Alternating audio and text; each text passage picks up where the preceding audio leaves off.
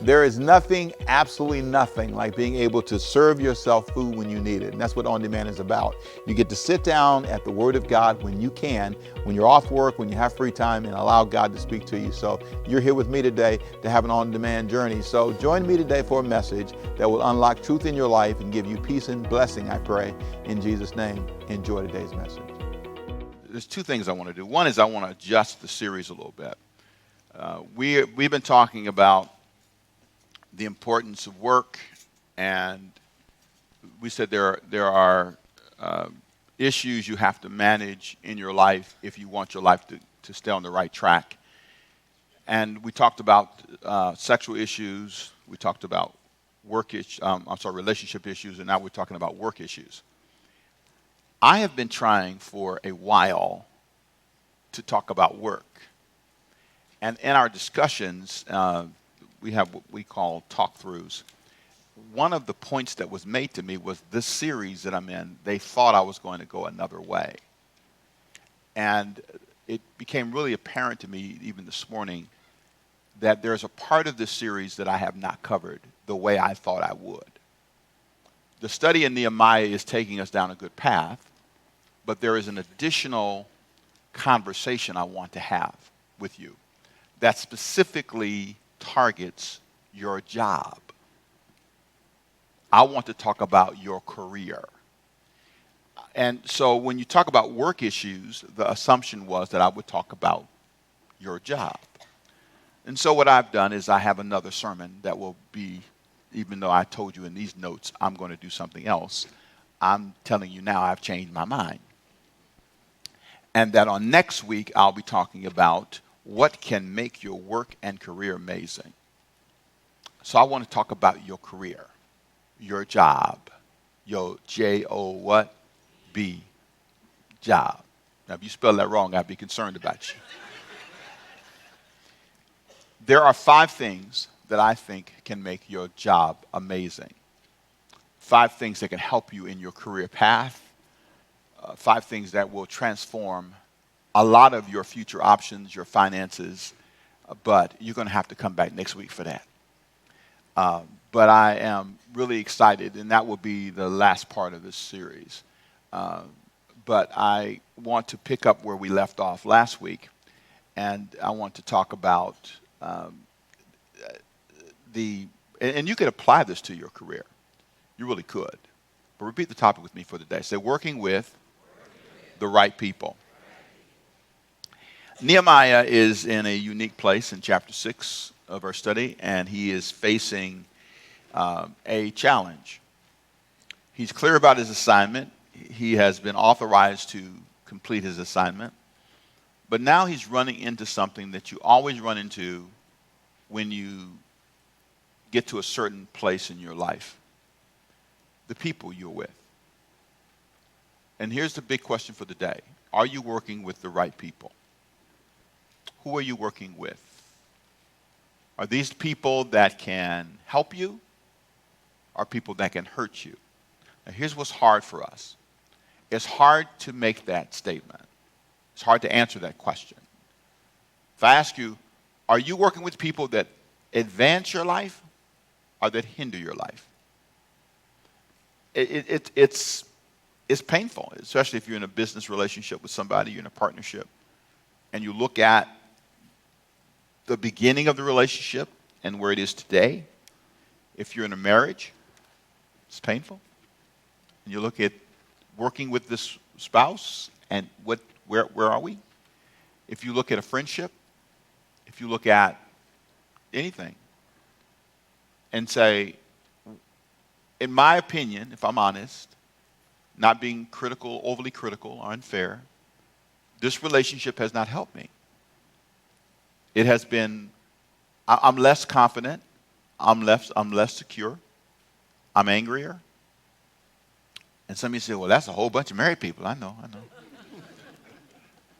But I only raised it not to get you to end the relationship, but simply to observe the facts. I need to decide what impact this is having on me.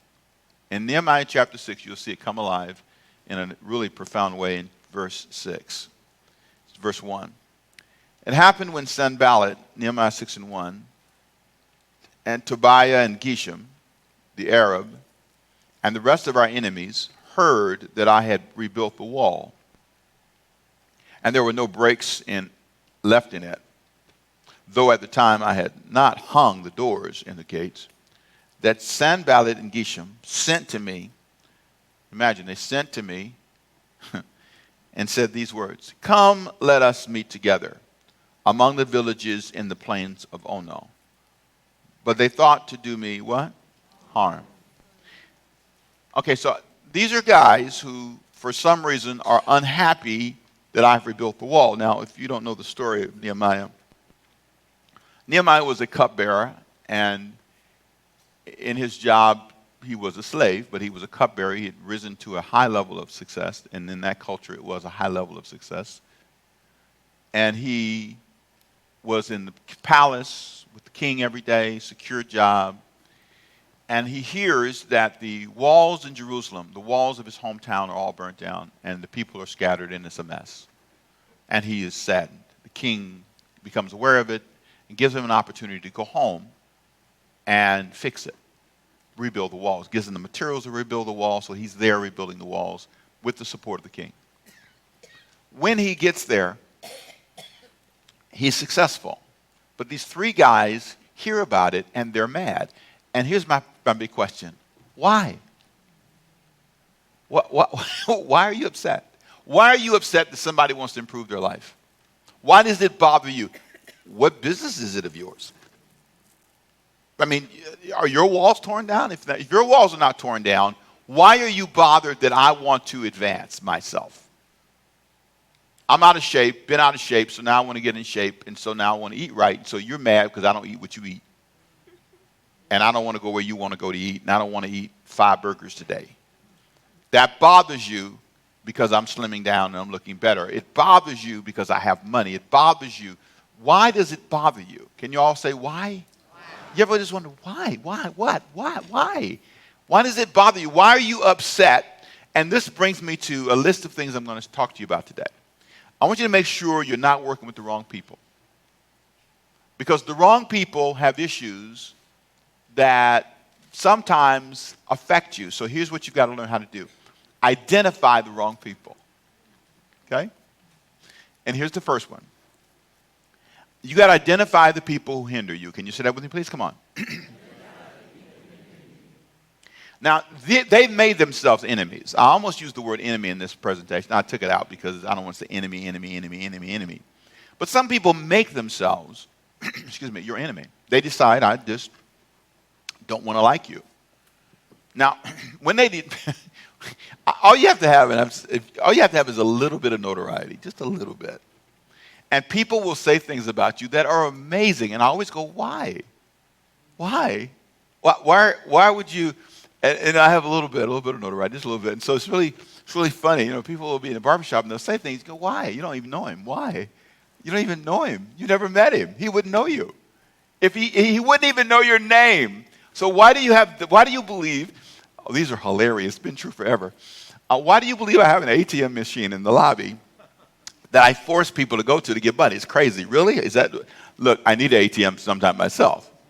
Why would I ask for your W-2 form? That's hilarious to me. Why would I ever do that? Why? It's crazy. I wouldn't even go to that church. So what is it that makes people create things that aren't true? And it's a long list of things, and that's okay. That's okay. I always tell this. I've told it too many times. It made me laugh so loud. It was hilarious. This lady was so mad with me for years because you named the church after yourself, Ricky's Temple. Ma'am, my name is Ricky Temple. I'm not trying to name the church after me. Mad with me for years. I thought, okay. So, there are just moments when you see people and you go, why? Why do you think that, assume that? Where did you get that from? And there are moments you cannot own what they feel. Would you repeat this with me, please? Say, I am not responsible for that opinion. I didn't create it. I didn't say it. I didn't start it. So I cannot be responsible for that opinion. You know, some of you parents need to use that, right? After you raise them, feed them, house them, clothe them, they get out of your house and tell you were an awful parent. You didn't kill them now. You raised them, housed them, feed them. You did the best. Maybe you weren't perfect, but you can't be responsible for all of their opinions and their conclusions. I'm not saying some of the things aren't right, the kids may say, in terms of your imperfection, but the total summary of you in a negative way, in your mind, is not fair. And sometimes if you hold on to these opinions, you know, you can't be responsible for all of it. And in this story, these three guys just have this issue. And so what's amazing is watch how they distract them from their work, or try to. In verse 3, so I sent messengers to them saying, I'm doing a great work so that I cannot come down. Why? Big question. Come on, say, why should the work cease while I leave it and go down to you? Wow. Why should I stop working and go talk to you? So the second thing you got to do is identify the people and the issues that distract you from your work. Sometimes you're supposed to be working and your mind is focused. I have this little thing I say because I watch sometimes I'm doing fine, and I allow something to distract me from the work. I get up in the morning, cut the news on, and they'll tell me everything to worry about. What I should be mad about, and I'm not picking on anybody. I'm just making a statement, okay? Who to be mad with, who said what, and I'm going around, and my whole life is distracted. My morning, Don and I aren't even out of the bed yet. Did you see that? Did we mad? We hadn't even got up yet. We mad and distracted before we get up. Can you repeat this with me, please? Say, no brain space. Sometimes you should say that. I have no space in my brain for 5 hours of news today. I just don't have that kind of time. Maybe you do, but I don't. I have work to do. And if I spend 5 hours and 6 hours watching the same stories over and over and over again, I'm not saying don't be informed. I'm a big news guy. I want to be informed, but I'm overdosing. And it's distracting me from my work. So these guys call him up and say, hey, can we meet? Why? Why would I meet with you? I don't even know you. To discuss a problem that you created, I don't have a problem. Why? You need to meet with yourself. I don't have a problem with you. So I don't need to talk it through. We don't need to have a big, powwow healing moment because there's nothing to talk about. I love the fact that he understands we're not working together. This is not something that we need to discuss. And there's sometimes in your life, if you look back, you've allowed yourself to do that. So here's what happens. That doesn't work. So the guys get frustrated, and notice how determined they are. So they come up with these tactics. So thirdly, you have to learn to identify the tactics being used to hinder you. Look at what he says in verse 4. But they sent me this message 4 times. How many times did they send it? 4 times. And I answered them in the same manner. Play the last email. Back. Read the last email, please. You email me the same thing over and over again. Let me just know. Ditto, ditto, ditto. I mean, come on. I've said it. I'm not doing that. So here's what they do. They expand it. Verse 5. Read this really slow and watch what's said. It's amazing. Verse 5. Then Sanballat sent his servant to me, as before, the 5th time, with an open letter in his hand. In it was written, quote, it's reported among the nations. Now, it's not just locally reported. All the nations know this. Everybody knows it. I love these generalities. And Geshem says, who is Geshem? Do I even care? I mean, who is he? Your cousin? Your friend? Your neighbor? I don't know him. I don't have any reason to believe this guy. I don't care what his conclusions are. I don't know why. Sometimes you need to ask yourself, who said that? Who is this person and why am I? And I'm not saying you should ignore people in general. I'm just making a point. Sometimes you don't think about it. You don't think about what you're hearing. You get lost in a moment and you make a decision to judge yourself or worry about something that has absolutely nothing to do with you. So here's what Geshem and here's what the whole world says, according to this guy. That you and the Jews plan to rebel, therefore, according to these rumors, at least you know what to call it, you are rebuilding the wall that you may be their king. And you have also appointed prophets and to proclaim concerning you at Jerusalem, saying, there is a king in Judah. Now these matters will be reported to the king. So come on down, therefore, and let us consult together. Then, just you want to breathe sometime. Really? The king sent us. I'm building the wall with the materials the king gave me. The king sent an army to protect me on the way here. So you're going to tell the king, well, I used to work for the king. I made his tea. Okay, I'm a cupbearer. I mean, notice how he's trying to distract him. Are you distracted? Are you falling for a tactic? Why are you falling for this? Why are you allowing yourself to be so worried and so overwhelmed about this? It's amazing the tactics that are used that distract us. I read this and I think, man, this is my life sometimes. This is my life. And sometimes for me, if I have a good sermon, right, the question is, can I have another good one? I have one good Sunday, and then so next week you're going to be awful. And so you start thinking, you start questioning yourself. You get through 1 year with your child. You wonder, can you do the second year?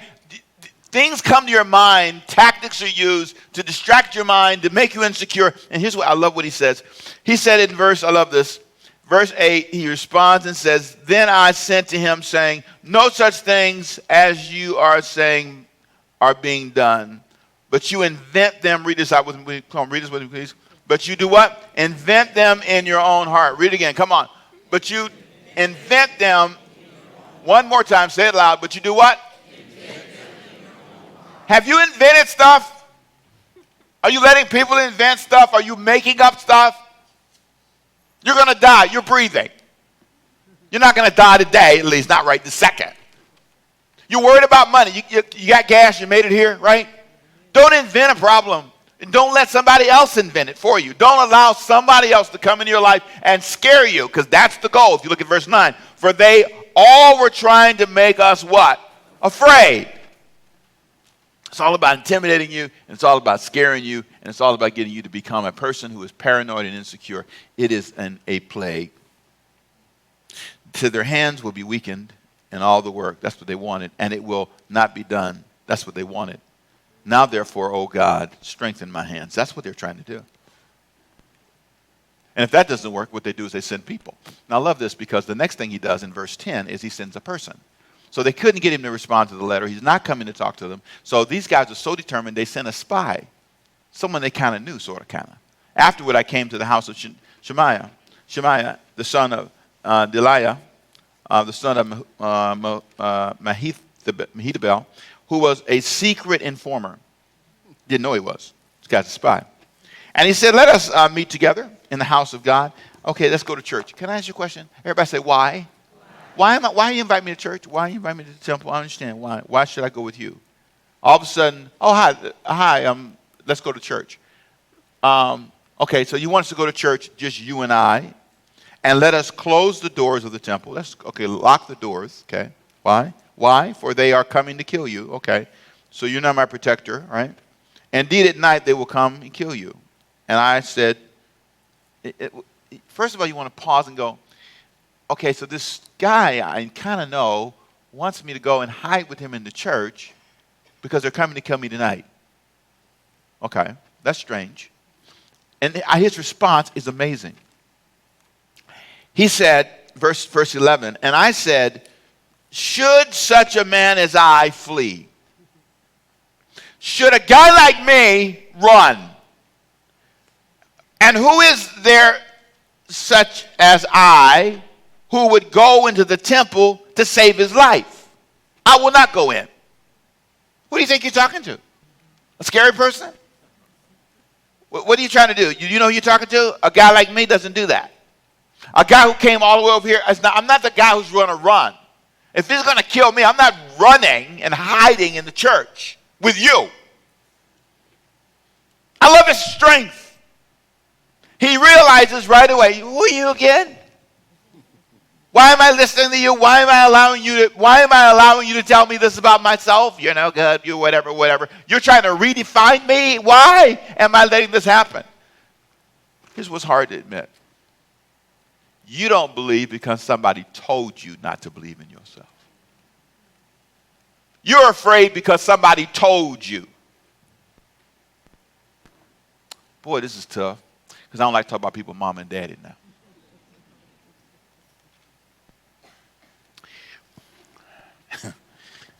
Here you go. Security, y'all watch me now, okay? Your mama didn't have the right to tell you never going to be anything. Amen. I'm sorry. And if you ever told your kids that, you need to go back and apologize. You didn't have that kind of authority. God did not give you any authority to tell anybody they're going to be no good forever and never get past the season of their life. That is not your right. No, if you're going to clap better than that. Come on, it's right. You don't have that right. Okay, here's the argument. But Pastor Rick, I got a trifling, lazy, no good for nothing son. And he's lazy. You got your list, but I am not disagreeing with you. But you do not have the right to put him in hell. You have no heaven or hell to put him in, and you do not have the right to say to him, you have no future ever. You don't have that right. I'm sorry, you may want to. I challenged the pastor who came to me and told me how he told his members all. I said, you don't have that right. He paused, looked at me with shock. I said, no, all love intended, my brother, but you don't have the right to tell that person that. And he went back and fixed it. He said it changed his life. I may be upset with you, but I don't have the right. I'm your daddy, but I don't have the right. Rick's 37 years old. I don't have the right to tell Rick that. Because he comes to a rough patch. What are you to tell somebody? And some of you you need to just pause for a second. Just check yourself for a minute. Take a deep breath and say, I don't have the right. Come on, say it again. Say, I don't have the right. I don't have the right. I don't have the right to do that. I don't have the right. I can't accuse somebody. I can't tell somebody. I can't put anybody in hell. Man, there's a moment in your life when you have to realize the only reason you think this way is because somebody told you this and you believed it. Only reason you think you're ugly because somebody told you you're ugly. Or you compared yourself to somebody else. If they look better than you, go stand next to somebody else. Find somebody you think ugly and stand next to them. Say, I'm fine today. I look real good. Shoot, I look better than them. You know what I'm saying? Step over that. Let yourself get all tied up in that. Verse 12, then I perceived that God had not sent him. Then I perceived that God had not sent him. Then I perceived that God had. Then I perceived that God had. Then I perceived that God had not sent him. God did not send him at all. You like that part too, right? But that he pronounced this prophecy against me because Tobiah and Sanballat had hired him. For this reason, he was hired that I should be afraid and act that way and sin, so that they might have cause for an evil report. So they just want to talk about me. Look at him. He's scared. He hiding in church. You know, they tell lies to tie up your soul. You and the Jews plan to rebel. They try to make you afraid. They try to make you shame. And this is not in your notes. They try to make you hide. You just hiding. Won't come out your house. Won't go anywhere. Won't date anymore. One bad relationship. You all men are dogs. There's a whole bunch of men in the world. Don't let that one kill. Don't let that one little roof scare you. Don't want little bow wow. Don't scare you off. Don't let that scare you. That's just one little bow wow. Roof. That's one. There's a whole bunch of some good women out there. Some good people out there. Don't let one job. You destroy it over one job. Get another job. Say this lovingly. Say I must make sure that I move forward. I cannot spend my life allowing myself to be controlled and dominated. If I can't work with this person because of whatever reason. And that's just the way that is. And so I need to understand that. And I need to learn to do this. The last thing he says is ignore those who hinder me and finish my assignment. I love this. Look at verse 14. My God, remember Tobiah and Sanballat according to their works, and the prophets Noadiah, Nugai, and the rest of the prophets who would have made me afraid. I have to ignore them. I have to ignore them. I have to say to myself, and this is really, I'm saying this just for me, for my own benefit, okay? This is just Ricky Temple for a minute. I have to ignore what others expect of me and focus on my life and my health, or I won't be okay. I'll sit in the back. I'll come in service. I was back in the back today with the media suite, watching things, praying, worshiping back there. Or I'll come out and I sit here because I got 4 services this weekend. So I pace myself. I don't stand up the whole service because I ain't crazy. I understand the deal. Make sure I'm paced and my head's okay because I need to be all right. Sometimes in your life, if you're not careful, you're trying to impress somebody you can't even name. You have to learn. This is a long-distance run. You have to learn how to do your part, and you can't allow yourself to be intimidated. You have to step over people's opinion. People judge you, say things about you that's not their reality. There's a moment in your life when you have to back up the train and say to yourself, I can't think about that. He steps over them and finishes his assignment. And here's why I believe you didn't finish the book. Here's why I think you'll never get to the goals you set. Here's why you'll never reach your goals, because you can't step over things. He stepped over it, and he kept building the wall. And watch what it says in verse 15. So the wall was finished. The wall was what? Finished. On the 20th day, 5th day of Elul, in how many days? 52, less than 2 months he got it done. You know what? You can change your life in 2 months. 6 weeks from now, you can have a whole different life. 6 weeks from now, you can be healthier, feel better, rested, have more money. If you stop allowing yourself to be distracted, you can't focus on anything. The only reason your house is a mess is because you can't focus. You're on a cell phone talking to people who are watching the news for 5 hours. Everything is a mess, and you're watching the news. What? Cut the news off, clean your house up, then watch a little bit of the news. Come on, talk to me, somebody. Say amen. I mean, at 61, I'm really clear about something. My investment in time is really important. I ask myself, okay, so what if I live 30, 40 more years? Okay? Get to be in my 90s. What are these years going to be like? It depends on how I invest my time. If I don't exercise, if I don't eat right, if I don't save money, if I don't. If I come out here and preach real hard and wear myself out, make everybody impressed with me, but then I fall down and dead, y'all bury me and eat chicken after I'm dead. Look, I'm not doing that. I'm not doing that. I'm not doing that. There's a point where you have to say, I need to focus. Now, I'm going, oh, boy. Oh, Temple, watch yourself. Watch yourself. If you're not clear about what your assignment is, and you spend your time worrying about people and things that don't really matter and will not get you to your assignment, what I've decided to do in my next years is I've dedicated 10% of that to education.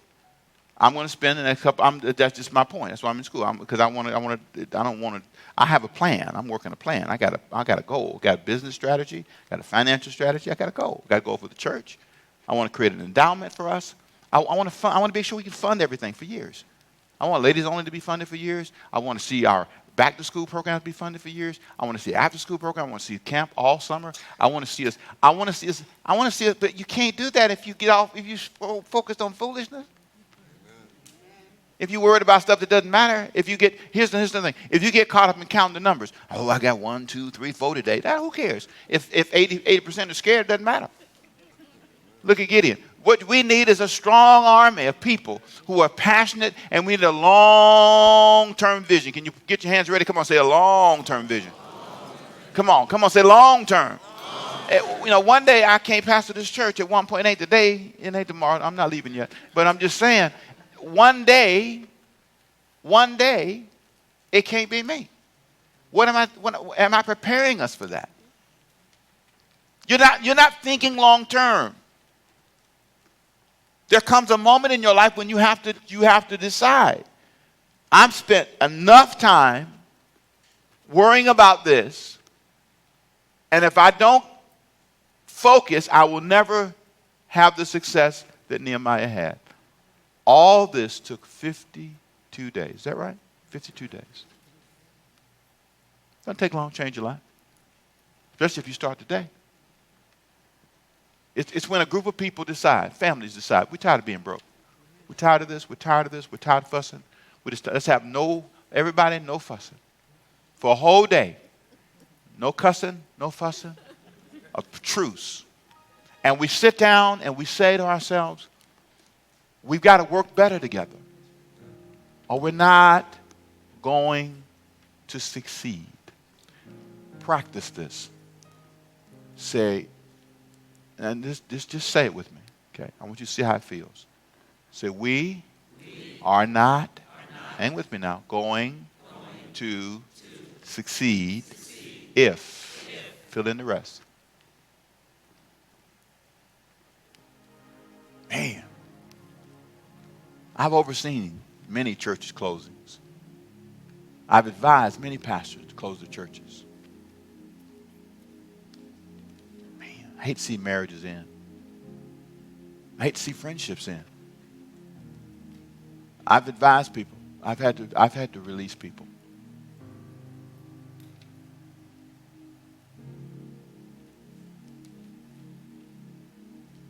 Yeah. Some say I'm good at it. I don't know if that's a compliment or not, but no, they do. I'm pretty honest. I'm honest about it. You don't work for me because you're nice. I love you, but I ain't the reason you're here. You're here because you can do a job. And don't take that wrong. How fair is that to you if I let somebody work here and they can't work? Only reason she's the bishop is our administrator because she can administrate. She's a bad girl. She wouldn't be here, she wouldn't. But she's awesome. Nobody's perfect, but you need people that got skill. That ain't up because she's my wife. She can go home. I told her that many times. I mean with all my heart. God, hand on the, who got a Bible? Who got a Bible? Anybody got a Bible? Where your Bible at? You got a Bible? Who got a Bible? Where's your Bible? You know where your Bible? You know where your Bible? Ready? Hand on the Bible, I ain't lying. Okay. She ain't here because she's cute, because she's my wife. She's smart. She's gifted. She's talented. Hard working. The men that work here, the women that work here. It's wrong for me to lie to people and not have, it's just wrong. What's the truth? Are you ever going to get there? Not if you can't be honest. Not if you can't be honest. We have to make some changes for our future. Elders, deacons, ministers, all that's coming. More and more of that. We have to raise up young leaders. We have to go after the church a lot. You'll see it coming in the next year.